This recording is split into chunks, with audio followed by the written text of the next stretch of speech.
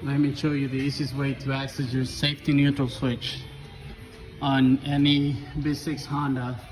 So you want to get the wheel off, remove these covers which are held by 4 clips, and then you're gonna see it right away.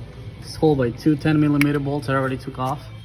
You just gotta remove this center nut and a connector, and that's the easiest way to access to it. If you ever wonder how to get to it and like if you need to remove anything else, you don't have to do it from top, to be honest. A lot of videos show in there that you have to do it from top, removing the battery holder and stuff, but you don't have to.